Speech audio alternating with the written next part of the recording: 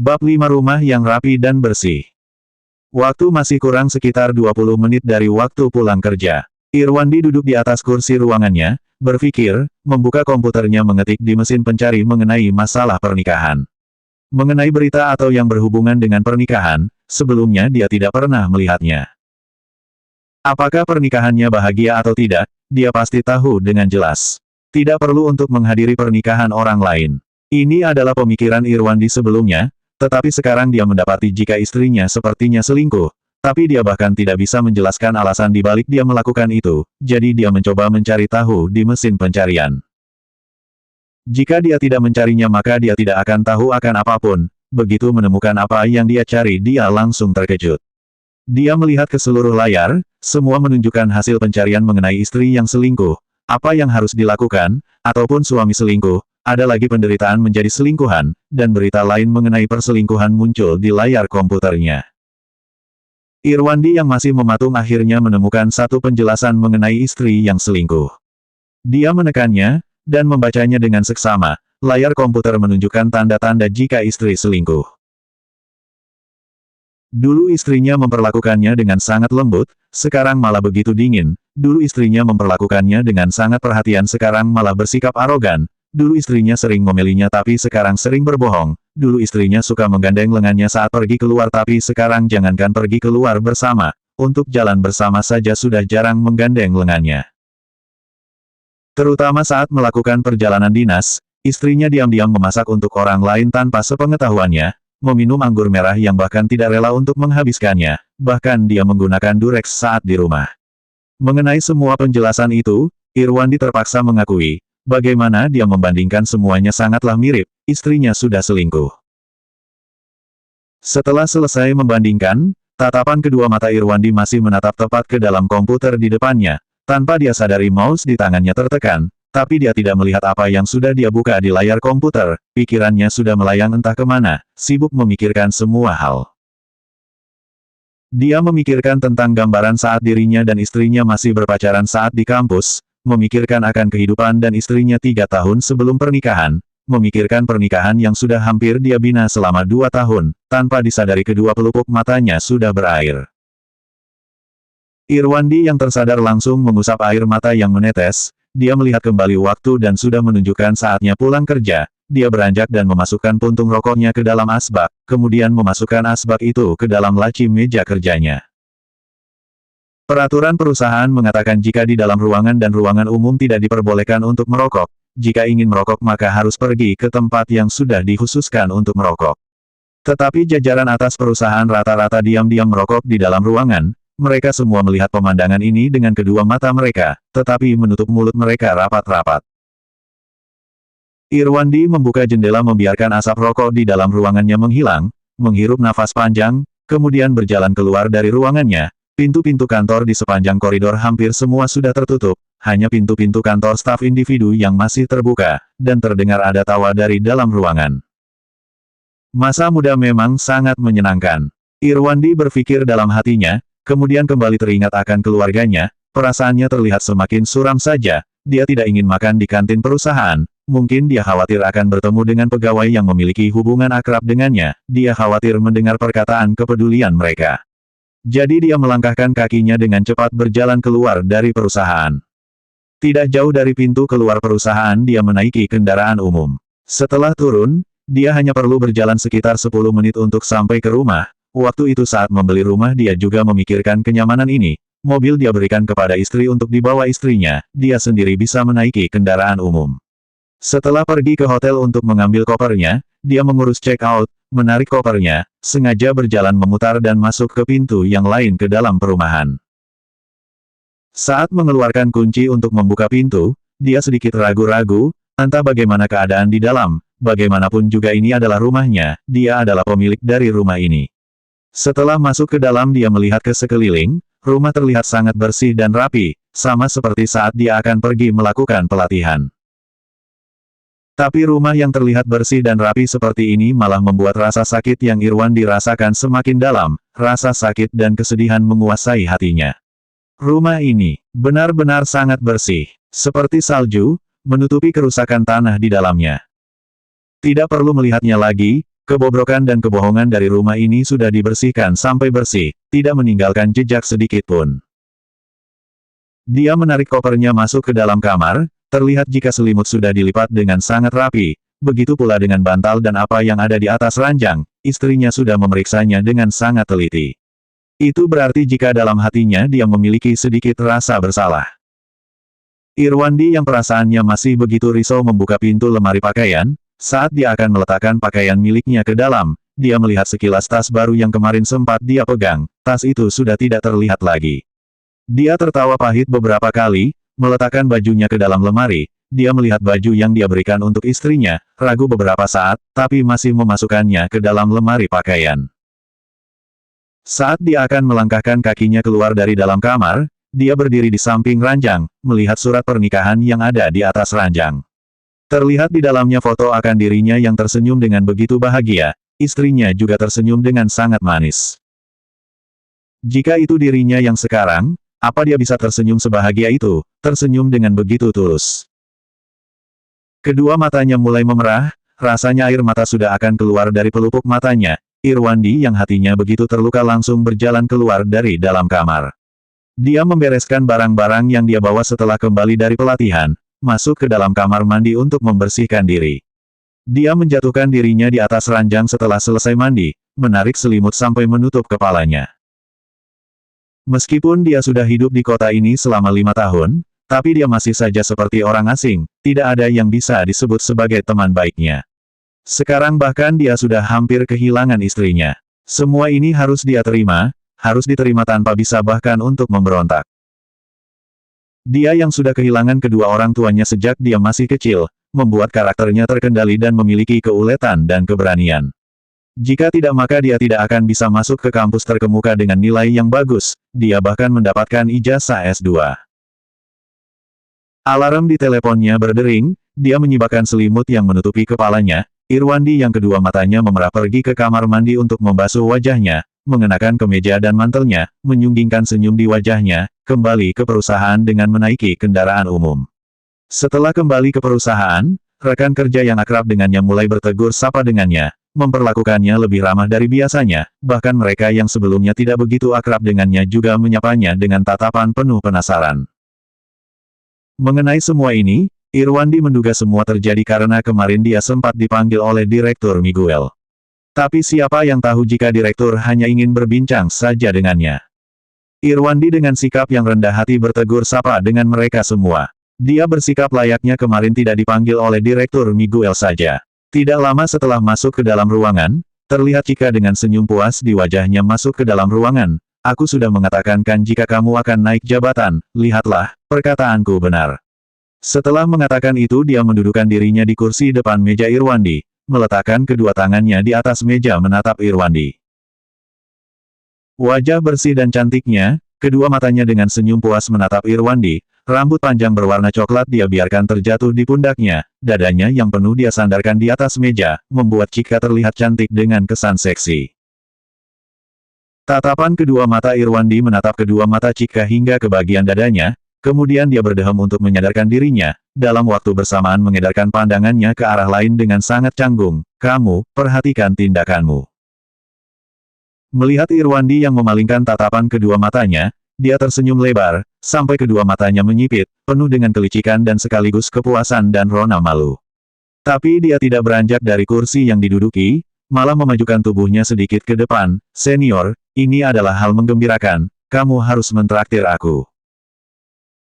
Irwandi langsung saja mendorong tubuhnya sendiri ke belakang untuk bersandar di kursi belakang. Bisa saja aku mentraktirmu, tapi aku tidak naik jabatan. Jika aku mengatakannya kamu juga tidak akan percaya. Direktur hanya berbincang santai saja denganku.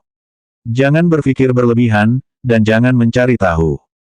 Kenapa? Kali ini dia menatap Irwandi dengan sedikit kebingungan, mencoba memikirkan sesuatu dengan kepalanya, menggerutu dengan dirinya sendiri. Tidak mungkin, jika dia hanya ingin berbincang denganmu kenapa harus memanggilmu kembali lebih awal dari pelatihan. Bisa dibilang kamu sebelumnya tidak pernah berbincang dengan Direktur Miguel, benarkan? Apa yang kamu pikirkan, bekerjalah dengan baik. Irwandi tersenyum dan mengatakan beberapa kata, kemudian menunjuknya, jika ada yang tidak kamu ketahui masalah pekerjaan, maka kamu harus lebih banyak belajar lagi, pasti suatu saat nanti kamu akan mengerti. Oh, Chika memutar kedua bola matanya berpikir, menatap Irwandi dengan tatapan aneh, lihatlah kamu yang tidak tahu malu itu, kamu juga begitu kolot. Bibir merahnya kembali terbuka, aku tidak mau tahu, kamu harus mentraktir aku makan. Baiklah, Irwandi menjawab seenaknya, setelah beberapa hari ke depan aku akan mentraktirmu makan. Tidak usah sampai menunggu beberapa hari ke depan, jika tidak kamu akan melupakannya. Sepertinya Chika sudah mengerti akan rencana Irwandi, dia menggelengkan kepalanya puas, malam ini traktir aku makan. Kemudian dia seperti menyadari akan sesuatu, malam ini sepertinya suami budak istri di depanku ini tidak memiliki waktu, dia baru kembali jadi harus menemani kakak ipar, lebih baik besok saja. Setelah mendengar perkataannya, ada kesedihan di kedua mata Irwandi, tapi dia mengalihkan pandangannya ke arah lain, kemudian menjawab, iya, setelah beberapa hari aku akan mentraktirmu makan. Chika yang selalu saja memperhatikan Irwandi menyadari kesedihan yang terpancar di kedua matanya, kemudian dia kembali menatapnya cukup lama, benar saja kedua matanya sudah tidak terlihat segar seperti biasanya. Apa hanya dia yang salah lihat saja, atau mungkin karena dia mengatakan jika Irwandi adalah suami budak istri jadi dia marah, tapi dulu dia selalu saja membuat bercandaan seperti ini. Mungkin dia saja yang salah lihat. Untuk memastikan apakah dia salah lihat atau tidak, Chika kembali mengatakan beberapa candaan dengan Irwandi. Ternyata Irwandi tidak marah, dan setelah itu dia baru memutuskan jika dia sudah salah lihat. Pada saat ini ada rekan kerja yang lain yang masuk, dia mencari beberapa topik pembicaraan dengan Irwandi. Melihat keadaan seperti ini, Chika menyapa rekan kerja yang baru masuk ke dalam, kemudian keluar dengan terburu-buru. Karena Irwandi kembali lebih awal dari pelatihannya, rekan kerja yang lain menjadi sangat ramah dan juga heran, mereka datang ke ruangannya, semua mengatakan jika ingin mentraktir makan, atau bercanda mengatakan jika Irwandi harus mentraktirnya makan. Tapi dia mencoba menolak dengan halus setiap ajakan yang mereka katakan, atau menolak keinginan rekan kerjanya agar dirinya mentraktir mereka. Waktu dengan cepat sudah menunjukkan saatnya pulang kerja, Irwandi sengaja meninggalkan ruangan lebih cepat belasan menit. Di dekat kompleks rumahnya, dia membeli beberapa makanan dan juga rokok, dia tidak naik lift, menaiki tangga untuk sampai ke rumahnya. Dulu saat pulang kerja dia selalu ingin segera sampai di rumah, tapi sekarang dia tidak ingin kembali ke rumah, tetapi tetap harus kembali ke rumah. Entah setinggi apapun gedung pasti akan bisa dinaiki, entah sejauh apa itu jalanan pasti akan bisa ditelusuri. Manusia memiliki dua kaki, tujuannya adalah agar mereka bisa berjuang dan berjalan jauh. Akhirnya dia sampai di rumah, meletakkan makanan yang dia beli di atas meja, melepaskan jas yang dia pakai, dia masuk ke dalam dapur untuk mengambil mangkok dan juga sumpit, mengambil anggur putih dari lemari minuman, kemudian menatap sekilas lemari minuman, anggur yang sempat temannya berikan kepadanya terlihat masih berada di sana. Jika bukan karena kemarin dia sempat melihat anggur itu sudah diminum habis, jika orang lain yang memberitahunya, dia pasti akan berpikir jika orang lain itu hanyalah menghayal, atau memiliki niat lain terhadap dirinya. Sebelumnya belum pernah terjadi masalah seperti ini, Irwandi yang duduk di sofa meminum minumannya sendirian dengan pemikiran yang menyedihkan, menikmati minumannya sendirian semakin membuatnya terlihat menyedihkan. Meratapi kepedihannya, meratapi kemalangannya. Dia merasa jengah dengan kehidupan yang sepi dan dingin, menyalakan televisi, dan kembali menertawakan kelemahannya dalam hatinya, menyulut kembali sebatang rokok di tangannya. Tapi meskipun televisi menyala, tapi dia tidak memperdulikan acara apa yang sedang berlangsung, rokok meskipun masih dia hisap, tapi kepahitan dalam mulutnya semakin terasa pekat.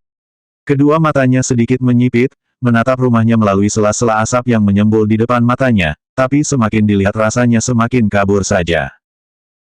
Irwandi meminum minumannya kembali, mencoba untuk membuat dirinya mabuk. Bab 6 menghubungi sahabat istri. Sudah begitu banyak minuman yang masuk ke dalam perutnya, tetapi kesadarannya masih saja begitu baik, perasaannya semakin menyedihkan dan penuh kegetiran. Kenapa istrinya harus mengkhianatinya, mengkhianati keluarga yang sudah mereka bina selama ini? Mengenai gaji pokoknya saja setelah dikurangi asuransi kesehatan dan yang lainnya, setiap bulan bisa mendapatkan sekitar 40 juta, gaji dari istrinya juga mencapai 20 juta, jika keduanya digabungkan maka akan lebih dari cukup. Kondisi tubuhnya juga sangat hebat, ketika di atas ranjang, Entah itu kekuatan atau berapa kalinya, sudah sangat memuaskan istrinya, setiap melakukannya dia bisa membuat istrinya mendesah penuh kenikmatan. Masalah perasaan, dia selalu saja patuh kepada istrinya, memanjakannya dengan teramat sangat, sama seperti apa yang Cika katakan, dia adalah budak istri. Tetapi Irwandi masih tidak mengerti kenapa istrinya harus mengkhianatinya seperti ini, tidak ada kemungkinan apapun dalam benaknya.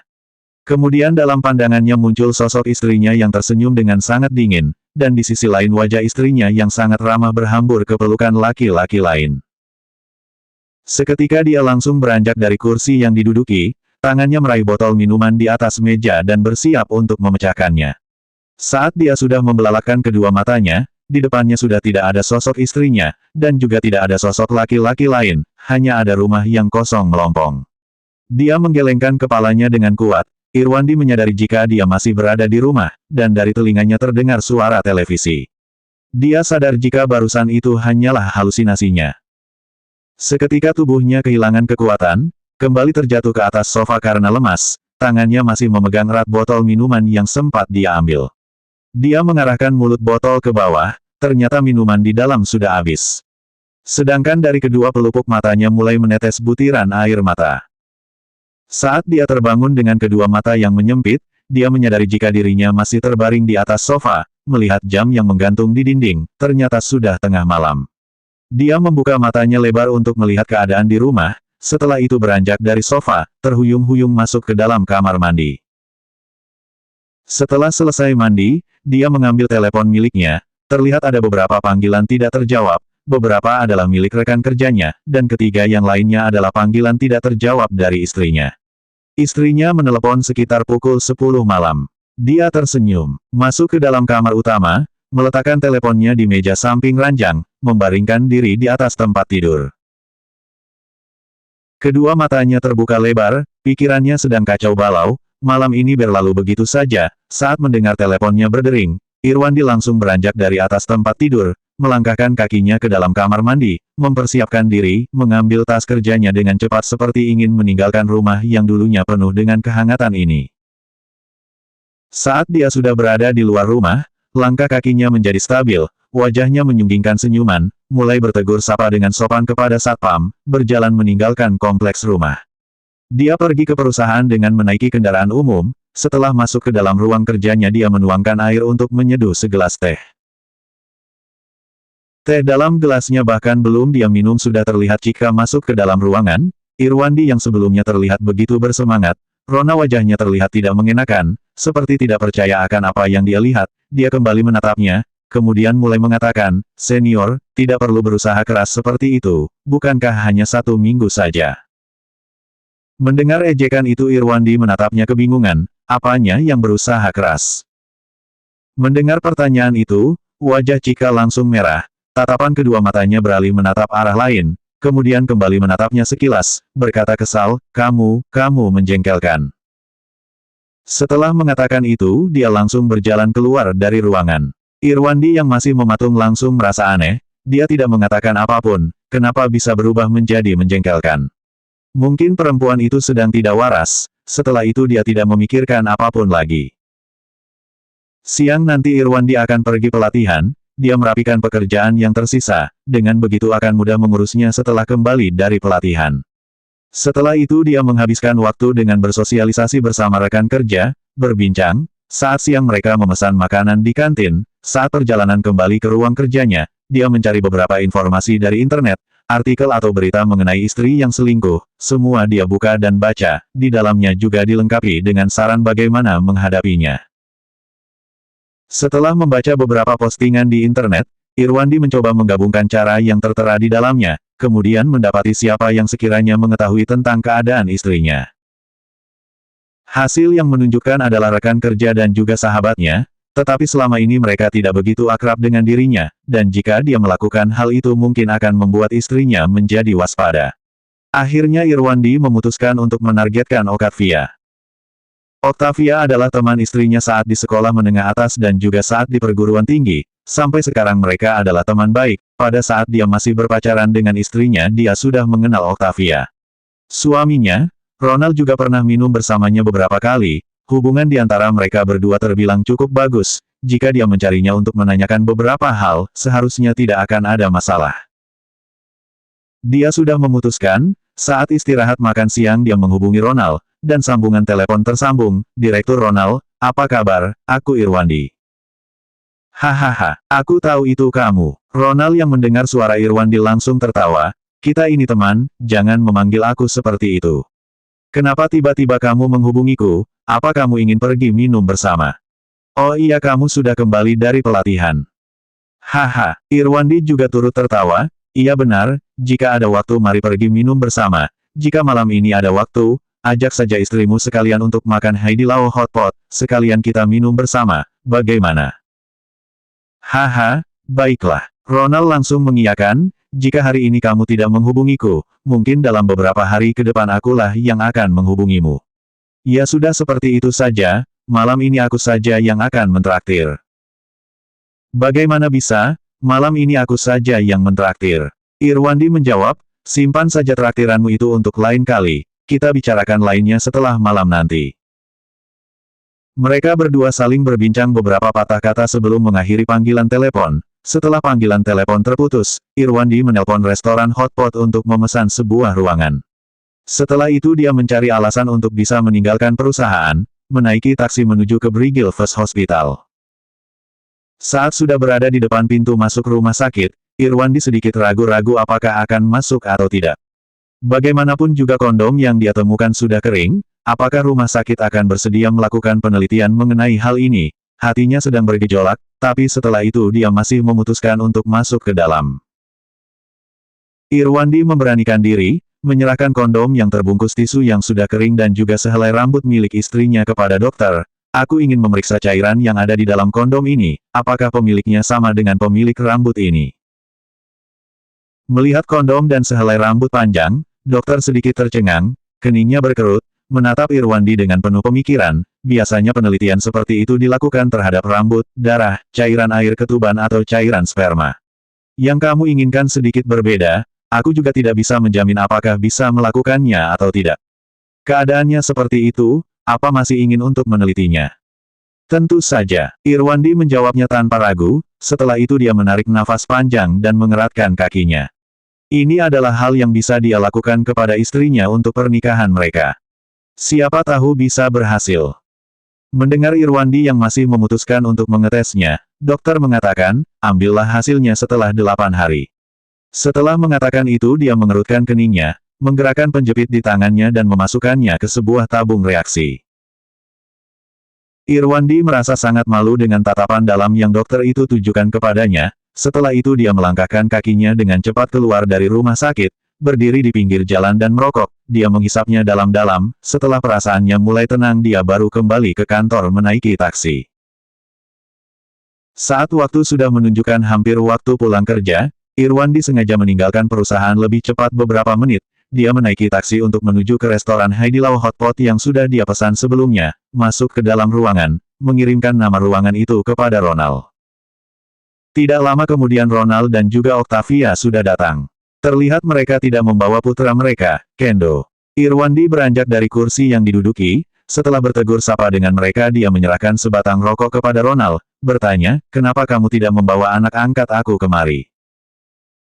Sejak anaknya Kendo lahir, Marena selalu saja ribut jika dia ingin menjadi ibu angkatnya, tentu saja Irwandi menjadi ayah angkatnya. Tetapi Irwandi juga sangat menyukai Kendo yang begitu aktif dan menggemaskan, bahkan dia sering memberikan mainan untuknya, saat libur dia juga sering membawa Kendo pergi bermain. Kendo berada di rumah Mama. Octavia masih saja begitu cantik dan lembut, dia kembali mengatakan, kenapa Marena masih belum datang? Octavia dalam hatinya dia bisa merasakan jika ada yang berbeda dari dalam diri Irwandi. Dia menatapnya lebih dalam, tetapi dia tidak mendapati apapun, mungkin hanya dia yang sudah berpikir berlebihan saja. Irwandi langsung terkejut akan apa yang dikatakan oleh Octavia, istrinya pergi dinas keluar saja tidak mengatakannya kepada Octavia, dalam ingatannya, istrinya bersahabat baik dengan Octavia, bahkan sering pergi keluar bersama atau mengirim pesan. Ternyata kali ini dia tidak mengatakan apapun kepada Octavia, mungkin ada sesuatu hal yang tidak dia ketahui di sini. Kemarin dia pergi dinas keluar. Irwandi menjelaskan, kemudian bertanya, apa dia tidak mengatakannya kepadamu? Saat menanyakan itu Irwandi juga memiliki pemikiran dalam hatinya, mungkin kali ini dia tidak akan mendapatkan apapun mengenai istrinya dari Octavia. Tidak, Octavia meletakkan tas yang ada di tangannya, kemudian memerintah, jangan terlalu banyak merokok. Irwandi yang merasa kecewa dalam hatinya masih menunjukkan senyuman di wajahnya saat berbincang dengan Ronald. Kemudian dia mengatakan, baiklah, setelah satu rokok ini habis maka aku tidak merokok lagi. Setelah mengatakan itu Irwandi menyodorkan menu kepada Octavia, aku belum memesan apapun, kamu saja yang memesannya. Terlihat Octavia tidak sungkan untuk menerima menu yang disodorkan oleh Irwandi, dia menundukkan kepala dan menandai apa saja yang ingin dia pesan. Irwandi masih saja berbincang dipenuhi tawa bersama Ronald. Setelah Octavia selesai memesan makanan, Irwandi kembali memesan 2 botol arak putih dan juga anggur merah. Octavia menolak, malam ini aku tidak akan minum. Arak putih cukup 1 botol saja, jangan sampai kamu membuat Ronald mabuk nantinya. Setelah mendengar itu Irwandi tertawa, dia melihat sekilas Ronald yang duduk di sampingnya, terlihat dia juga tidak membantah, kemudian mengatakan, bagaimana bisa, waktu itu akulah yang minum terlalu banyak. Malam ini kita pesan 2 botol arak putih, jika rasanya lumayan maka kita minum. Bagaimana? Melihat Octavia tidak mengatakan apapun, dia membatalkan untuk memesan anggur merah, kemudian memesan jus buah untuk Octavia, kemudian menyerahkan apa yang sudah dia pesan kepada pelayan di sampingnya, terima kasih, tolong sajikan lebih cepat. Setelah menemani Irwandi berbincang beberapa patah kata, Octavia mengeluarkan telepon miliknya, kalian berbincanglah, aku akan menghubungi Marena. Setelah makanan datang, Octavia meletakkan telepon di tangannya, kemudian berkata heran, Marena tidak menjawab pesanku, mungkin dia sedang makan. Irwandi menyerahkan jus buah kepada Octavia, tersenyum, mengatakan, kamu makanlah, aku akan minum bersama Ronald. Pemikiran Irwandi adalah membuat Ronald mabuk, kemudian mencari kesempatan untuk menanyakan mengenai Marena kepada Octavia. Jangan minum terlalu banyak. Octavia meminum jus buahnya, mengingatkan mereka karena hatinya tidak tenang. Setelah itu dia mengangkat sumpit di tangannya mengambil makanan. Irwandi membuka 1 botol arak putih, kemudian menuangkannya ke gelas milik Ronald dan juga miliknya sendiri, minum sambil berbincang. Mereka berdua sudah cukup lama tidak pergi minum bersama, perbincangan yang terjadi di antara keduanya juga cukup menyenangkan, tidak disadari 1 botol sudah habis mereka minum, Irwandi kembali membuka arak putih kedua, kembali melanjutkan acara minum-minum mereka. Sedangkan Octavia sudah makan cukup kenyang, dia memainkan telepon di tangannya, dan tangan yang lain hanya mencapai beberapa makanan dengan sumpitnya dan memasukkannya ke dalam mulut, dia tidak menyadari jika Irwandi sudah membuka botol arak putih kedua. Saat botol kedua sudah diminum hingga setengahnya, Ronald sudah cukup mabuk, perkataannya sudah sedikit melenceng. Octavia yang sedang memainkan teleponnya bergumam sendiri, kenapa Marena tidak membalas pesanku? Setelah mengatakan itu dia meletakkan teleponnya di atas meja dan melihat mereka sudah sangat mabuk, Octavia mulai kesal, Irwandi, kenapa kamu membuat Ronald mabuk lagi? Haha, Irwandi tiba-tiba tertawa, hari ini perbincangan kita sangat menyenangkan, jadi tanpa disadari kita sudah mabuk. Dalam hatinya dia menyadari jika sejak mereka mulai minum waktu sudah berlalu sekitar 1,5 jam, bagaimana mungkin istrinya tidak melihat telepon. Itu menandakan jika istrinya sedang melakukan hal yang sangat penting jadi tidak melihat telepon. Atau mungkin dia sudah melihat pesan dari Octavia tapi sengaja tidak membalasnya. Irwandi tidak percaya mengenai kemungkinan pertama, sekarang adalah waktunya makan malam, hal itu menandakan jika istrinya mungkin sedang menemani orang yang penting makan malam, dia tidak ingin melihat teleponnya. Setelah mendengar perkataan Irwandi, Octavia menatapnya sedikit kesal, meletakkan teleponnya di atas meja, menuangkan teh untuk Ronald, kemudian memapahnya, Ronald, minumlah sedikit teh untuk menyadarkanmu. Aku tidak mabuk. Ronald menyipitkan kedua matanya menatap istrinya, menerima sodoran teh yang diberikan oleh istrinya dengan gemetaran, kemudian meletakkannya di sampingnya, dia menatap Irwandi, kita lanjutkan. Masih mau minum? Octavia mulai kesal, lain kali saja, kita pulang saja sekarang. Kita lanjutkan lain kali saja. Irwandi menatap Ronald yang sudah sangat mabuk juga mencoba untuk menghentikannya, kemudian berkata kepada Octavia, kalian tunggu sebentar, aku akan pergi membayar dan memanggilkan taksi untuk kalian. Melihat Octavia yang tidak menolak perkataannya, Irwandi yang sudah tidak bisa berdiri dengan stabil melangkahkan kakinya keluar ruangan. Saat dia membayar tagihannya, dia sekalian meminta pelayan untuk memanggilkan taksi untuk mereka, setelah itu kembali ke dalam ruangan di mana yang lain berada. Mereka berdua memapah Ronald masuk ke dalam taksi, melihat Irwandi yang juga turut masuk ke dalam. Octavia bertanya heran, kenapa kamu juga naik, rumah kita tidak sejalan.